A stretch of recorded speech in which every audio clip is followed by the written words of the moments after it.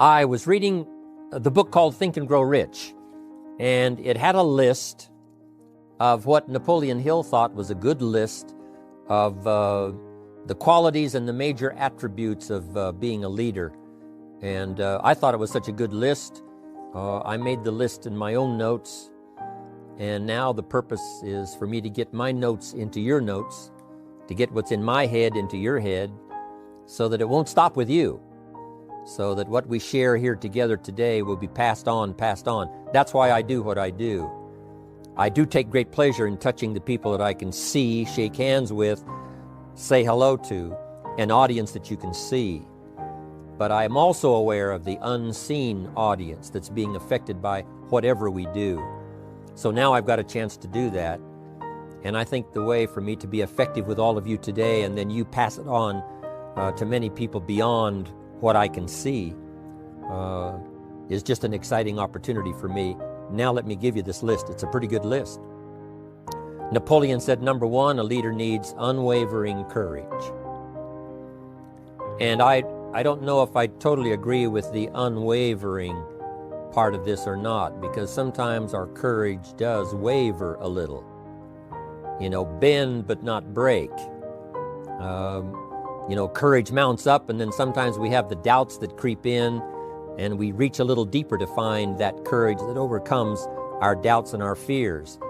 So I would probably debate a little bit with Napoleon on this unwavering courage, because sometimes courage does waver. But as long as it stays, as long as in the end there it is to serve you, the courage to do what you didn't think you could do, the courage to step into territory that might be a little unfamiliar, the courage to talk to somebody you don't know, the courage to attempt conducting a meeting, the courage to give your first testimonial, the courage to, solve problems you couldn't solve before, that kind of courage.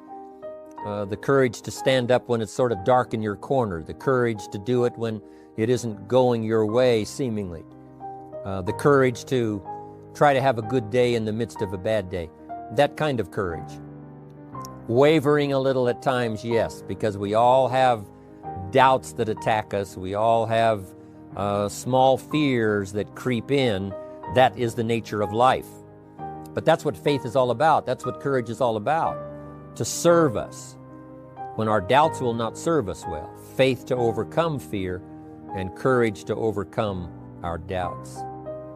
But that is a good quality, a good attribute for a leader, and that's unwavering courage. Second, Napoleon said self-control.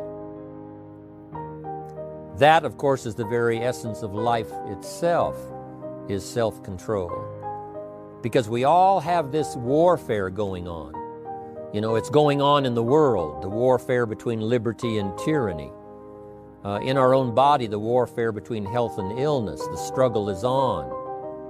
The struggle between light and darkness, the struggle between good and evil. I call it opposites in conflict. And as soon as you're born into the world, as soon as you find yourself and discover yourself on this spinning planet headed somewhere, you know that this exists. To be a civilized society, we must drive the dark side of our nature into a small corner and let the positive side flourish. Early, we must learn to exercise self-control.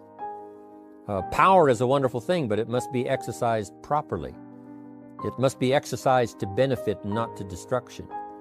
So self-control is certainly necessary to be a strong leader, so that you can become the best example.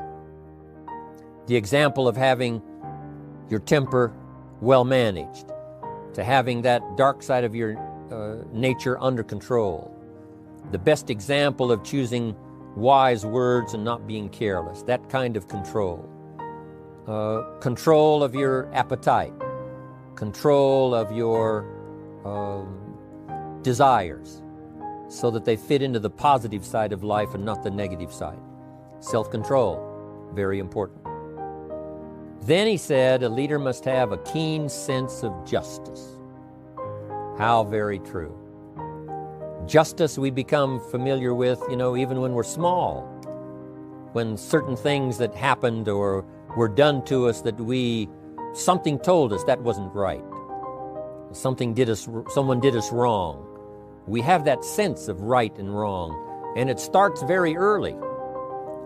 Then we have to have that sense of utilizing what's right and what's wrong so that we develop this sense of justice, this sense of being fair, this sense of being on the positive side, on the right side.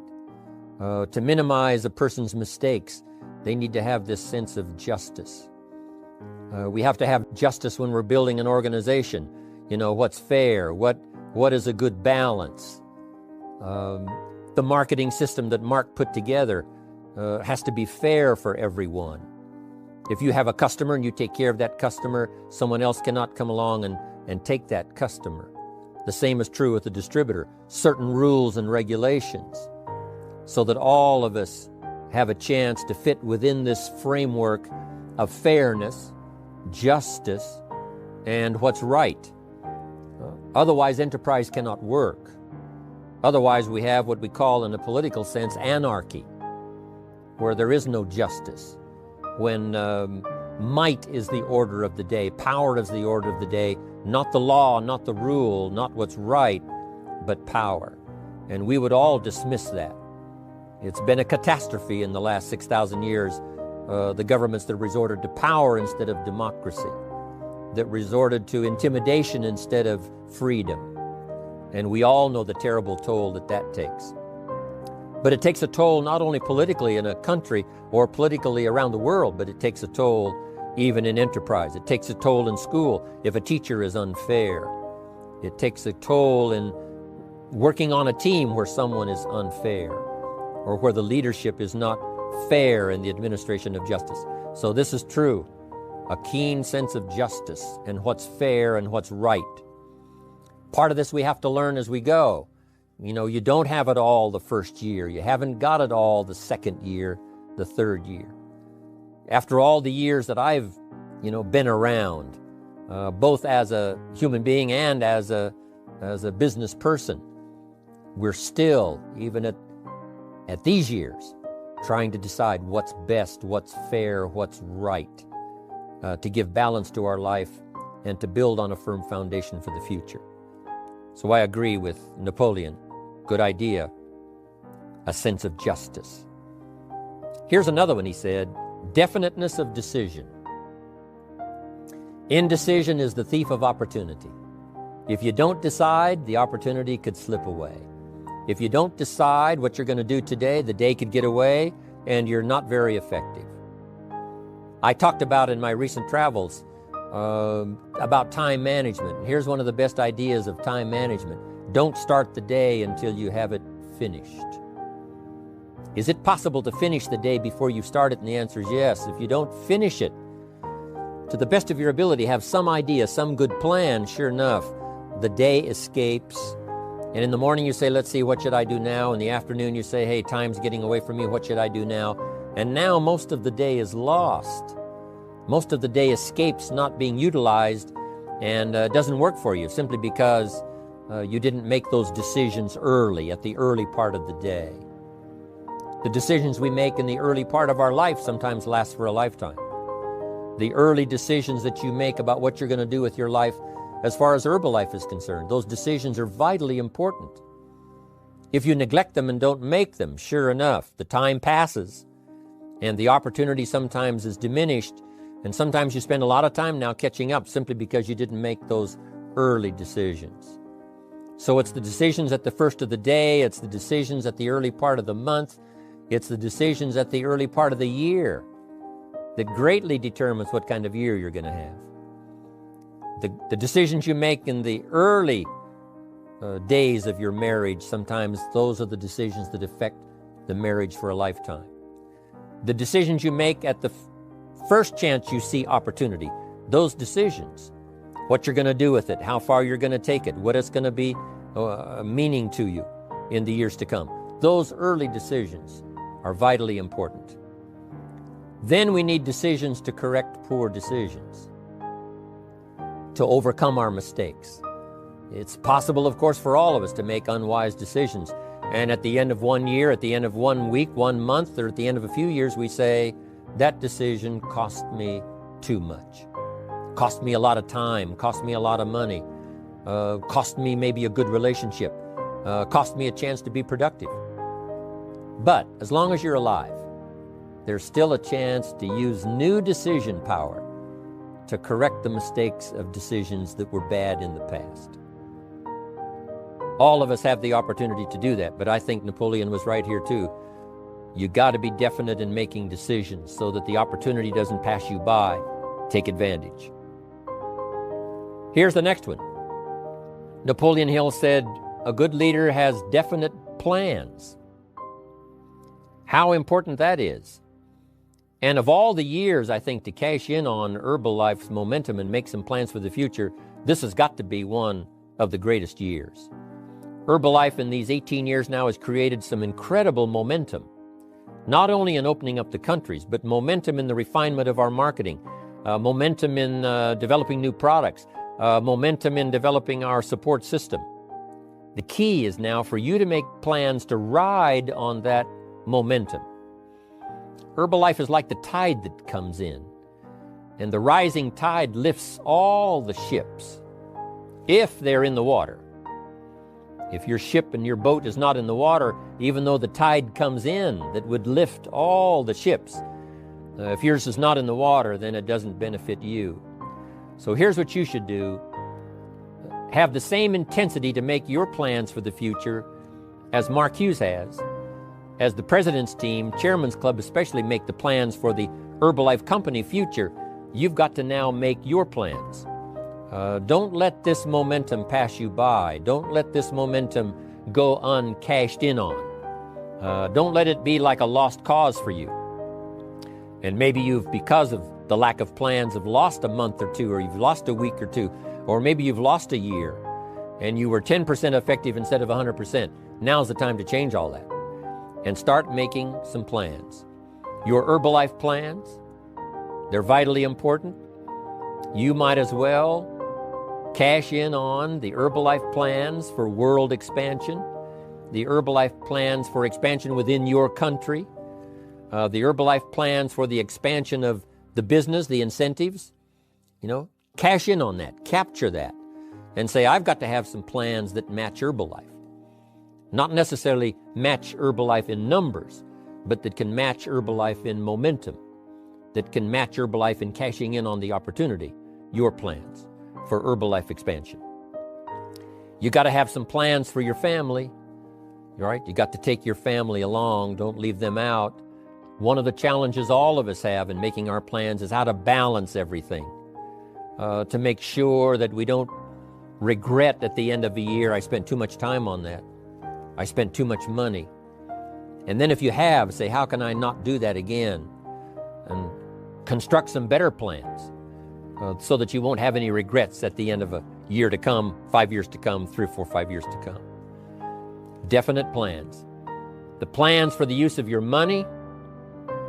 One thing I've admired about Mark Hughes since I've met him all those years ago, once he started becoming successful, he had a splendid plan, not only for his personal success in terms of financial security, but in terms of the company. Because Mark has to look after the company and make sure that the company is secure, that the company has plenty of reserves, so that no matter what happens around the world, and when you're doing business in 37 countries, you can imagine what the challenge is to make sure the plans for each country are there, the backup plans, the financial plans, as well as products and opportunity and marketing. It is a challenge beyond comprehension to most of us, what kind of planning that takes in terms of trying to make Herbalife secure for the future. I described it in one of the summit classes as Mark takes the same pledge that the President of the United States takes, and that is to preserve and protect and defend the Constitution, says the President. But Mark has to preserve and protect and defend the company to make sure it's viable, not just in America where it started, but all around the world in each country. It's an awesome responsibility. But now for you, your plans to be financially secure. If you're starting to make some big money in Herbalife, I'm telling you, you got to have a good plan for your resources so that you find yourself secure regardless of what happens. I agree with Napoleon here. You got to have good plans. One more on plans, and that is the plan for your personal development. The plan to be better this year than last year. The plan to take the classes, attend the workshops, do everything you possibly can to show personal progress, not just financial progress, not just the progress of having one more car or one more home, but the progress of personality, the progress of communication skills, the progress of recruiting skills, the progress in how to deal with people, progress in using your influence so that it multiplies its power by 5 by 10 versus what it used to be. You need those kind of plans. A plan for personal growth, personal development, a plan to be all that you can possibly be in the years to come as you develop your Herbalife business and your life business and your family business, all of that. Got to have good plans. Next, Napoleon Hill had a good saying. It was something my father had and passed it on to me as a good philosophy. And here's what he said. A good leader has the habit of doing more than what he gets paid for. What an incredible philosophy this is. The habit of doing more than you get paid for. It's what we call the service that you put out like seeds in the ground that doesn't bring the harvest immediately, but the harvest is yet to come. It's called like putting out the capital in capitalism. Doing more than you get paid for means that you're getting ready for the next move up. Because if you do more than you get paid for, you've made an investment. The average person might think if I do more than the company requires, then they're ripping me off. I'm not getting paid for that extra time, that extra attention. But you must not view it that way. You must say, I'm getting there a little earlier, staying a little later, as an investment in my own personal future. Because I want that kind of reputation. I want that kind of philosophy to work in my life. Do more than you get paid for. And this philosophy works incredibly well in Herbalife. You make the Herbalife sale of the Herbalife products. Now you must do more than you've gotten paid for. Right? They've got the product, you've got the money. But you can't stop your investment there. Now you must develop the investment in time, effort, and energy in turning that new customer into a testimonial. And sometimes that's the most difficult work, the work after the sale. Because the sale might be fairly easy. Someone says, hey, I've been looking for this product, I need it, here's my money. But now you've got to stay with them, make sure they don't just buy the product, but that they use the product. And that they don't just use the product, they keep using the product. That's the work after the sale. But if you learn to make that kind of an investment and do more than you get immediately paid for, the payoff in the future can be fantastic. Because as we all know in Herbalife, what really pays off is not a sale of the product. What really pays off is a testimonial. A testimonial that gives you more sales than you can keep up with.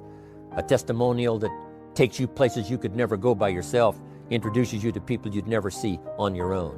That kind of investment is so powerful. So you do more than you get paid for up front. It's happened for me, making the investment. When I first started lecturing 36 years ago, I talked to high school classes, college classes, service clubs, and I gave it all away. I went and talked for free. Someone said, Mr. Rohn, would you come and do this breakfast talk? I said, sure. Could you do this luncheon talk for this service club? I said, of course. And all of that in the beginning was for free. Primarily because I'd made my fortune. I didn't need the money, but I did it for free. But look what it's made for me by giving that kind of service in those early days. And finally it led to business and led to an enterprise. And I was giving the seminar all those years ago here in Los Angeles, and Mark Hughes was in my audience. So what you don't get paid for, don't worry about that. Just render the service with the vision of the future that it'll come back multiplied if you have this kind of habit, this kind of philosophy. Next, Napoleon Hill talks about personality. You need a pleasing personality. There's many parts to your personality. One is your working personality. You know, the kind of behavior, the kind of attitude that you need, especially in the public. Some things you can kind of get by with being a little careless, maybe in private, but in public, where it counts so much in your paycheck, it counts so much in building your business for the future, your own personality. But here's what you also must remember. You develop your personality in private so that it serves you well in the public. Sometimes we get the mistaken idea, I can be careless with just these few and be more careful when I have 1,000. But see, that doesn't work that way. Careless with a few, sure enough, that will creep into your presentation for 1,000 people. Here's the best practice, and the Herbalife opportunity in our marketing systems gives you the best chance to do that. The influence you have one-on-one, that's what really counts. You say, well, I'm only talking to 2 people, it doesn't matter much. That's when it really matters. Because if you'll practice well there, using your personality, using your influence, to get someone's attention, to get them to listen, to get them to participate, the kind of personality that someone says, I'd like to be around this person. They're unusual. They're not like the average person I meet on my everyday experience. That kind of personality. But you've got to practice it behind the scenes. You've got to practice it one-on-one. And if you're effective one-on-one, 1-on-3, 1-on-5, I promise you, that will get you ready to now perform with the kind of personality, the kind of charisma that wins people when you're in front of 500 people, 1,000 people, 5,000. So this is a good point, working on your personality. Here's the best gift you can give someone, and that's the gift of attention. Attention is so powerful. When I was a young man, I met Nelson Rockefeller, one of the richest men in America at that time. He's gone now, but he was a unique individual, ran for vice president of the United States. And I had a chance to be where he was holding a press conference. And I got close enough so that when he walked out, I had a chance to step up, right, when security was not all that severe in those days. And I had a chance to put out my hand, shake his hand, and say, Mr. Rockefeller, my name is Jim Rohn. And what I remember most was the attention he gave me.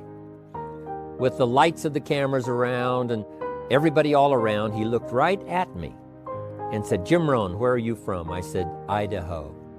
He said, I really like Idaho. It's one of my favorite states in all of the country. And for just a few seconds, he gave me his attention, shook my hand. I'll never forget the handshake, right? One of those multi-million-dollar handshakes. But I'll never forget that personal attention he gave me, just for a few seconds. It was powerful. Made an impression on me that's lasted until this day. That's why I remember to tell the story. So, same thing you can learn to do. Utilize your personality, utilize your influence, give people the gift of attention. Here's the rest of my list now as we finish up. Next, Napoleon Hill said a leader needs sympathy and understanding. We have to develop that early in our lives. All of our lives, we have to look at those that are less fortunate than we are. Those who need a helping hand, and especially now we learn to look at those who need an opportunity, those who need a change in their health, those who need a change in their life and in their lifestyle. It's this kind of sympathy and understanding that drove Mark Hughes to construct the company. It took that kind of understanding, that kind of sympathy, that kind of deep emotional feeling. Then Mark understood what it meant to be poor. He understood what it meant not to have. He understood what it meant to be short on finances, on resources. He understood what it meant to lack, full formal education. He knew all of those lacks. And instead of crying about it, he said, what I will do is change it for myself, and then I'll help other people that have the same challenge. Lack of education, lack of the money, lack of the resources, lack of good health, faced with all kinds of difficulties they can't solve. I'll get mine solved, and then I'll be strong enough and have the skills to where I can help other people. That kind of leadership quality is so powerful. That kind of understanding. Here's the next one. A leader must have, Napoleon said, a mastery of the details. How very true. All can be lost with just a couple of missing details. On the trip to the moon, everything has to work, right? There's several thousand moving parts. There's several thousand pieces to the project of getting to the moon and coming back, and all of them have to work. You can't have 10% of them working, 90% or 80%. They've all got to work. And then there's the backup systems for something if something goes wrong to back it up. That kind of mastery of detail is so vitally important. But here's what else to remember as far as Herbalife is concerned. The drama is in the details. Someone says, I lost 30 pounds. Well, 30 pounds is 30 pounds, but that's not the drama. The drama is, where were you before you found Herbalife? How did you feel? What kind of circumstances? Now someone begins to give us some of the details. And then after they've lost the weight, now how they feel. Now their self-confidence has been restored. Now they feel better about themselves. The drama is in the details. But this is also important in the details of your day, the details of your business, the details of good communication. Master the details. Good advice, Napoleon Hill. Now here's the next three. Willingness to assume full responsibility. All of us have been taught that, especially these Herbalife years, to take full 100% responsibility. Mark Hughes says, what happened to me might not have been my responsibility, but what I do about it is my full responsibility. I've had some people did me wrong. In his first couple of business experiences, he was done wrong. Some people ran off with the money. He was left holding the bag. But he said, that's what happened. And I was not responsible for what happened. But I am responsible for saying to myself, now, what am I going to do about what's happened? If a hailstorm destroys the farmer's crop, he wasn't responsible for that. But his responsibility now begins when the hailstorm is over, when he asks the question of himself, what should I do now? Now that this catastrophe is over, now that the damage is done, now what should I do about it? And a philosophy I've taught all these years, it's not what happens to you that determines your future. It's what you do about what happens that determines your future. And this is a major part of it, accepting full responsibility. If you've got an organization, you're conducting meetings, and you're the leader, the responsibility ends with you. Someone else may mess up, make some mistakes, still your responsibility. Some things over which you have no control, understandable. But what you do about it now, how you fix it, the diplomacy you use, the strategy you use, that's the kind of responsibility now that depends on you. Also, you've got to be responsible for your future. Nobody's going to fix it. No one else is going to design it. No one else is going to come along and say, hey, I will make sure it all works well for you. You've got to take all the input. You've got to take all the testimonials, all the teaching, all the training, all the influence. Then you've got to have the responsibility of designing your life. You can design a life of prosperity, or you can design a life just to coast and get by. The responsibility belongs to you. Now here's the last two. Next is cooperation. One of the great things we learn in Herbalife is how to cooperate so that we take advantage of each other's ideas, we take advantage of each other's input, we take advantage of each other's enthusiasm, we take advantage of each other's testimonial, and we take advantage of each other's willingness to grow. That kind of cooperation has built Herbalife. In those early days, Mark got the group together. Jerry Shatanovich, Doug Stuntz, the rest, and made some plans to cooperate. Said, no telling what kind of powerful meetings we can have if we work together. No telling how many people we can affect, even right away, if we work together. You do this part, you do this part, I'll do this part, we'll make it work together, and we'll get the ball rolling. There's an ancient phrase that says, if two or three agree, nothing is impossible.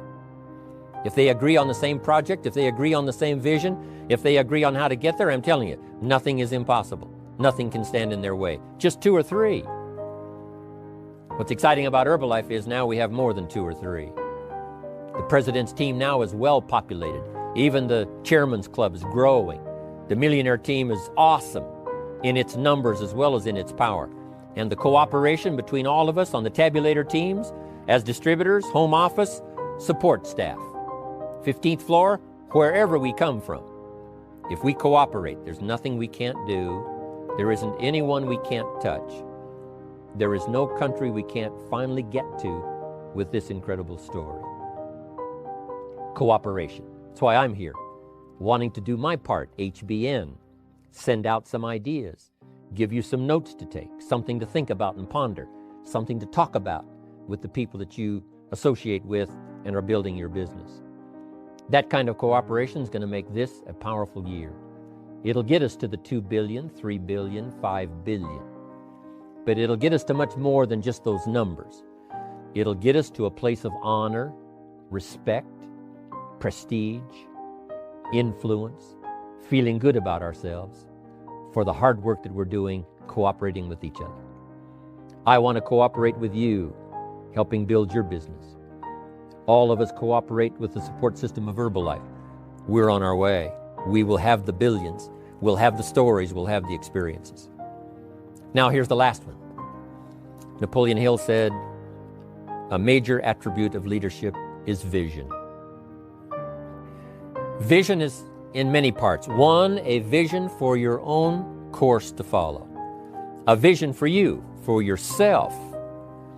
A vision for your financial future, a vision for your health, a vision for your wealth, a vision for you to latch onto and make something out of, a vision for your family, because vision must now lift others as well as ourselves.